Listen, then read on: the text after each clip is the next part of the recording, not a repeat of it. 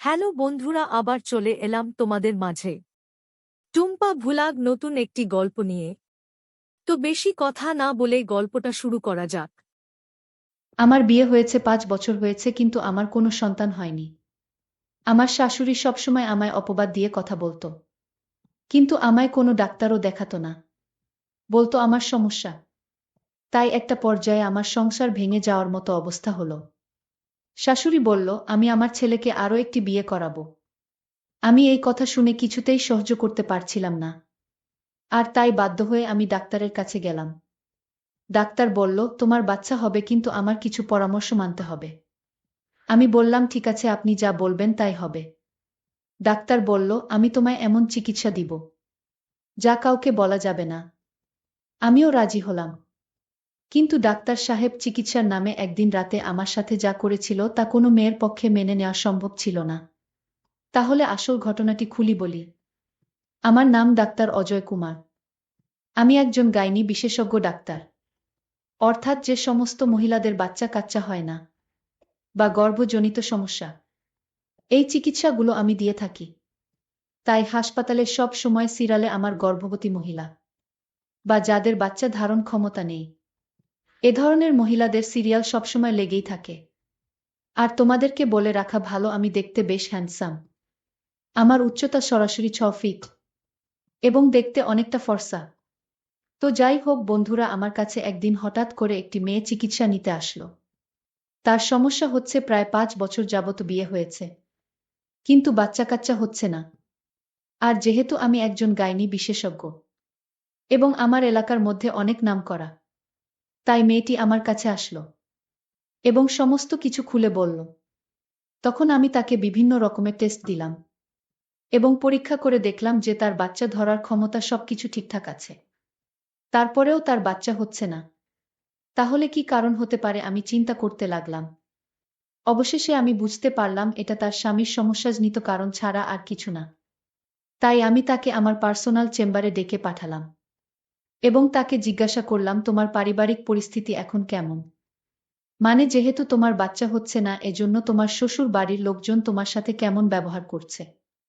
তখন সেই মেয়েটি অনেক কান্নাকাটি করল আমার কাছে এবং সমস্ত কিছু খুলে বলল যে শ্বশুর বাড়ির শ্বশুর শাশুড়ি থেকে শুরু করে বাড়ির সমস্ত লোক এমনকি এখন নিজের স্বামী ও তার সাথে ভালো ব্যবহার করে না এবং ভালো চোখে দেখতে পায় না, কারণ তার বাচ্চা হচ্ছে না।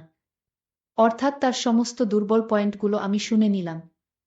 আর তারপরে তাকে আমি একটা অফার করলাম যে আমি তোমাকে যে কোনো চিকিৎসার মাধ্যমে বাচ্চা দিতে পারি, তবে একটি শর্ত আছে। সেটা হচ্ছে আমি তোমাকে যে সমস্ত চিকিৎসার কথা বলব সবগুলো মেনে নিতে হবে। কোনোরকম অজুহাত বা আপত্তি করা যাবে না। তাহলেই তোমার বাচ্চা হবে। এ কথা শোনার পর মেয়েটি অনেক খুশি হল এবং বলল স্যার আপনি যা বলবেন আমি তাই মেনে নেব।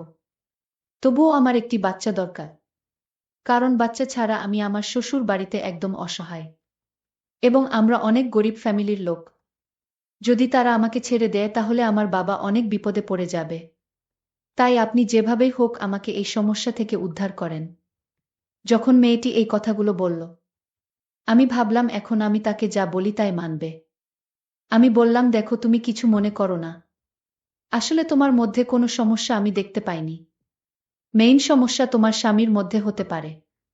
কিন্তু তুমি যদি এই কথা তোমার স্বামীকে গিয়ে বল, তোমার স্বামী কখনো বিশ্বাস করবে না এবং তোমাকে উল্টো বকাবকি করবে এবং তালাক দিয়ে দিবে, কারণ তোমার সব কিছু ঠিকঠাক আছে। এ কথা শোনার পর মেয়েটি প্রথমে একটু ধুম ধরে চিন্তা করল। তারপর বলল আচ্ছা স্যার, ঠিক আছে, আপনি যে চিকিৎসা দিবেন সেই চিকিৎসা আমি মেনে নিব, কিন্তু আমার বাচ্চা অবশ্যই চাই। আমি বললাম আমি তোমাকে যে চিকিৎসাটা করব সেটা কাউকে বলা যাবে না। মেয়েটি বলল ঠিক আছে স্যার, আমি কাউকে বলবো না। আমি বললাম আমি তোমাকে চিকিৎসা দেওয়ার পর যদি তোমার বাচ্চা না হয়, যদি বাচ্চা না হয় তাহলে আমি বুঝব। ডাক্তারের কথা শুনে আমি অনেক আস্থা পেলাম। কত ডাক্তার কবিরাজ দেখিয়েছি, তাও সন্তান হলো না। আর আপনার চিকিৎসার মাধ্যমে আমি মা হতে পারবো, এটা ভেবে আমার অনেক খুশি মনে হলো। তারপর আমার সঙ্গে বোঝাপড়া করবে। তাহলে তুমি যদি রাজি থাকো, দেরি না করে আমি তোমার চিকিৎসা শুরু করে দিতে পারি। তখন মেয়েটি বলল যে স্যার আপনি এখনই করতে পারেন চিকিৎসা। আমি বললাম, আমি তোমাকে যে চিকিৎসা করব সেটা এখানে সম্ভব না। তাহলে কোথায় সম্ভব? আপনার যেখানে সম্ভব সেইখানেই আমার চিকিৎসা করুন স্যার। স্যার, চিকিৎসার খরচ সম্পর্কে আপনার চিন্তা করতে হবে। আমার বাবার বাড়ি থেকে দেওয়া গয়নাগুলো আমি বিক্রি করে দেব। ডাক্তার বলল, আরে আমি তোমার চিকিৎসা করব, এটাতে তোমার খরচ তেমন হবে না। খরচ হবে না বললেই চলে। আমি বললাম, ডাক্তার সাহেব আপনি অনেক দয়ালু মানুষ। আপনার কথা শুনে আমার অনেক ভালো লাগছে। ডাক্তার সাহেব বলল, ঠিক আছে, আমি তোমাকে যেদিন আসতে বলবো সেই দিন তুমি আসবে। আর হ্যাঁ, আমার এই চেম্বারে চিকিৎসা করা যাবে না। তুমি আমার বাসার চেম্বারে আসতে হবে। আমি ডাক্তারের কথা শুনে বললাম, ঠিক আছে স্যার, আপনি যেখানে বলবেন আমি সেই জায়গায় গিয়ে আমি চিকিৎসা নিব। ডাক্তার আরও একটি কথা আমায় জানিয়ে দিলেন, তিনি বললেন যে যেদিন আমি চিকিৎসা নিব সেদিন যেন আমি একা আসি। আমার সঙ্গে অন্য কেউ আসতে পারবে না। আমি এই কথাটা শুনে কিছুটা আশ্চর্য হলাম। আমি তখন একটু চিন্তায় পড়ে গেলাম। মনে মনে ভাবলাম, চিন্তা করলে হবে না। আমার চিকিৎসার মাধ্যমে বাচ্চা চাই। আমি বললাম, স্যার আমি কোনোদিন আসব। ডাক্তার বলল, তোমার ফোন নাম্বারটি দিয়ে যাও। আমি তোমাকে যেদিন কল করব ঠিক সেই দিন তুমি বাসার চেম্বারে চলে আসবে। ডাক্তার বলল, আমার একটি কার্ড নিয়ে যাও, এই কার্ডে আমার বাসার ঠিকানা দেওয়া আছে। আমি যেদিন তোমায় ফোন করব ঠিক সেই দিন চলে আসবে। আমি বললাম, ঠিক আছে স্যার। আমি বাড়িতে ফিরে আসলাম। এসে দেখি আমার স্বামী ঘরে মন খারাপ করে শুয়ে আছে। আমার স্বামী আমায় জিজ্ঞেস করল, কোথায় গিয়েছিলে তুমি? আমি বললাম, আমি একটু বাপের বাড়ি গেছিলাম। আব্বার শরীরটা তেমন ভালো ছিল না তাই। আমার স্বামী বলল, আমার কাছ থেকে অনুমতি নেওয়ার প্রয়োজন ছিল না। আমি তাকে বললাম, দেখো আমি তোমার নাম্বারে ফোন দিয়েছিলাম। তখন তোমার ফোন বন্ধ ছিল আর তাছাড়া তুমি বাড়িতে ছিলে না। আর তাই বাবার অসুস্থতার কথা চিন্তা করে চলে গেছিলাম। আমার স্বামী বলল, আমি মানছি আমি বাড়িতে ছিলাম না। আমার মা তো ছিল। মায়ের কাছে বলে যেতে পারতে। আমি তখন বললাম, মা তো শুধু আমায় বকাশকা করে আমাকে দেখতে পারে না। সবসময় কুটা দিয়ে কথা বলে আমি নাকি এ বাড়িতে পোড়া কপাল নিয়ে এসেছি। আমার সন্তান হয় না।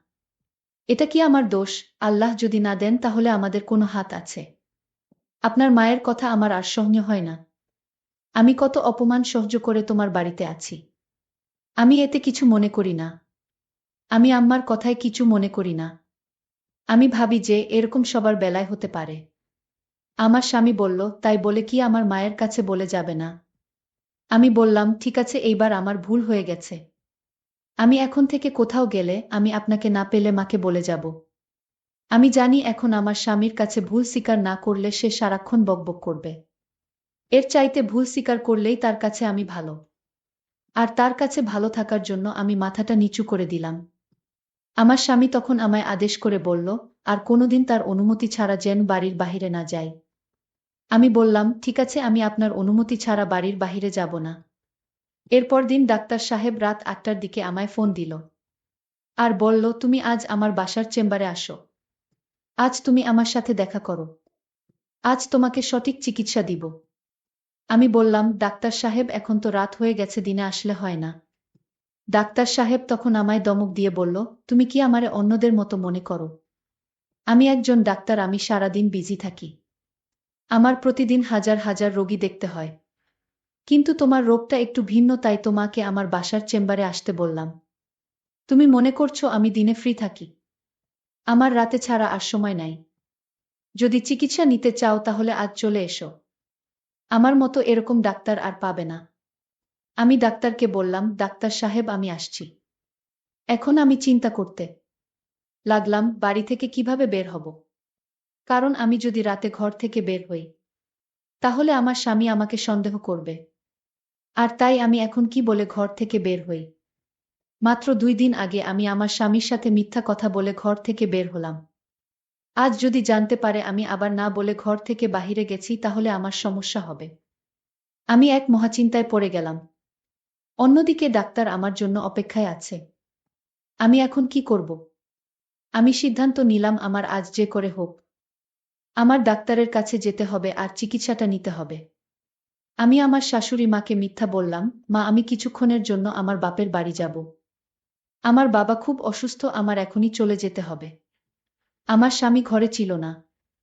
আমি আমার স্বামীকে ফোন দিয়ে বললাম, আমার এখন বাপের বাড়ি যেতে হবে, কারণ আমার বাবা খুব অসুস্থ। আমার স্বামী বলল, ঠিক আছে চলে যাও। আমি তাড়াতাড়ি বোকরা পরে আমি রেডি হয়ে বাড়ি থেকে রওনা দিলাম। আমার শাশুড়ি মা আমার কথার কোনো উত্তর দিল না। আমি কোনো কিছু চিন্তা না করে ডাক্তারের বাড়ি উদ্দেশ্য করে রওনা দিলাম। এই মুহূর্তে ডাক্তার সাহেবের ফোন আসলো। আমি ফোনটা রিসিভ করতেই ডাক্তার বলল, তুমি আসবে আজ। যদি না আসো আমি আর কোনোদিন আমি তোমার চিকিৎসা দিতে পারবো না। আমিও দিব না। আমি ডাক্তার সাহেবকে বললাম, আমি রাস্তায় আছি, আমি আসতেছি। আপনি কিছুক্ষণ ওয়েট করেন। আমি আসতেছি, ডাক্তার বলল, ঠিক আছে। ডাক্তার সাহেব তখন চিন্তায় পড়ে গেলেন। ডাক্তার সাহেব বললেন, আজ আমি আমার স্ত্রীকে বলবো আমার একজন জটিল রোগী আমার সাথে দেখা করতে আসছে। আর তাই আমার চিকিৎসা দিতে হবে। আমার স্ত্রী জিজ্ঞেস করল, মেয়ে না ছেলে? আমি বললাম, মেয়ে। আমি মনে মনে সিদ্ধান্ত নিলাম, আজ ডাক্তারের আসল রহস্য জানতে পারব। আমার স্ত্রী বলল, তাহলে তুমি তাকে চিকিৎসা কি বাসায় করবে? আমি বললাম, ওনার একটু জটিল সমস্যা, তাই আজ চেম্বারে আসতে পারেনি তো। আর তাই এখন বাসায় আসছে। ঠিক আছে, তোমার রোগীর চিকিৎসা করো। এর আগে আরো 5 জন মেয়ে তোমার বাসায় আসছে চিকিৎসার জন্য। আমি বুঝলাম না রাতে আসে কেন। আমি আজ দেখব আমার স্বামী কি চিকিৎসা দেয়। আমি আমার স্বামীর উদ্দেশ্য জানার জন্য আমি আগে থেকেই ওনার পার্সোনাল রুমে লুকিয়ে পড়ি। মেয়েটি তখন রুমে এসে হাজির। ডাক্তার সাহেব বলল, তোমার জন্য আমি অনেকক্ষণ ধরে অপেক্ষা করছি। ডাক্তার বলল, আজ তোমার সারা রাত এখানে থাকতে হবে। কারণ এই চিকিৎসা করতে প্রায় 7 থেকে 8 ঘন্টা সময় লাগে। আমি ডাক্তার সাহেবকে বললাম, কোনো সমস্যা নাই, আমি বাড়ি থেকে বলে এসেছি।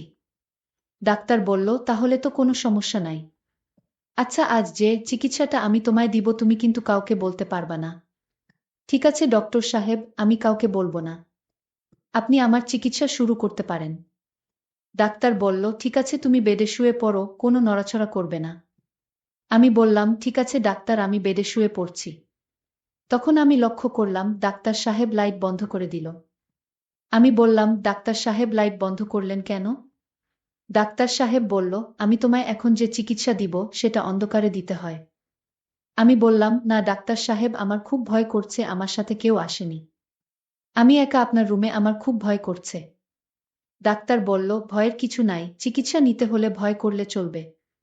ডাক্তার সাহেব যখন আমার বেডে আসলো, ঠিক তখনই লাইটটা জ্বলে উঠল। ডাক্তার সাহেব চমকে উঠল, লাইট কিভাবে জ্বলে উঠল? বাড়িতে কি ভূত এসেছে নাকি? আমার প্ল্যানটাই নষ্ট করে দিল। তখন আমার স্ত্রী বলল, হ্যাঁ বাড়িতে ভূত এসেছে। এই যে দেখতে পাচ্ছ, আমিই তো ভূত। আমি বললাম, আশ্চর্য, তুমি না আমার রুমে ঘুমিয়েছিলে, তুমি এখানে কি করে আসলে? আমি বললাম, তোমার আসল চিকিৎসাটা দেখার জন্য আমি আগে থেকেই ঘরে লুকিয়েছিলাম। এই বুঝি তোমার চিকিৎসা? আমার স্ত্রীকে বললাম, তুমি যা ভাবছো আমি ঠিক তেমনটা নই। মেয়েদেরকে মিথ্যা কথা বলে তুমি এইভাবে চিকিৎসার নামে এসব করো। আমি ডাক্তার সাহেবের স্ত্রীর কথা শুনে চমকে উঠি, হায় আল্লাহ, আমি আজ বেঁচে গেলাম। আমি ডাক্তার সাহেবের উদ্দেশ্য বুঝতে পারিনি। তার বাহিরের চেহারাটা অনেক সুন্দর, কিন্তু ভিতরের দৃশ্যটা যে এত নোংরা আমি জানতাম না। আজ হয়তো আমি ডাক্তার সাহেবের স্ত্রীর জন্য বেঁচে গেলাম। ডাক্তার সাহেবের স্ত্রী আমাকে বলল, এই মেয়ে তোমার বাড়ি কই? আর তোমার মা বাবা স্বামী কেহ নাই? তোমার মাথায় কি সমস্যা আছে নাকি এই এত রাতে কেউ একা একা চিকিৎসা নিতে বের হয়? আমি তখন কেঁদে বললাম, দেখুন আমার স্বামী আমারে কোনোদিন ডাক্তার দেখায় না। সে নিজেও ডাক্তার দেখায় না। ডাক্তার সাহেবের স্ত্রী বলল, আচ্ছা আমার স্বামী তোমার রিপোর্ট দেখেছে? আমি বললাম, হে আমার কোনো সমস্যা নেই, রিপোর্ট ভালো। তোমার সমস্যা নাই তাহলে তুমি চিকিৎসা নিতে আসলে কেন? চিকিৎসা নিবে তোমার স্বামী। আমি তোমার স্বামীর জন্য কিছু ওষুধ দিয়ে দিচ্ছি, এগুলো নিয়ম করে খাওয়ালে ইনশাল্লাহ ঠিক হয়ে যাবে। বন্ধুরা, আজকের গল্পটি এখানেই শেষ করলাম। ভালো লাগলে চ্যানেলটি সাবস্ক্রাইব করে পাশে থাকবেন। ধন্যবাদ।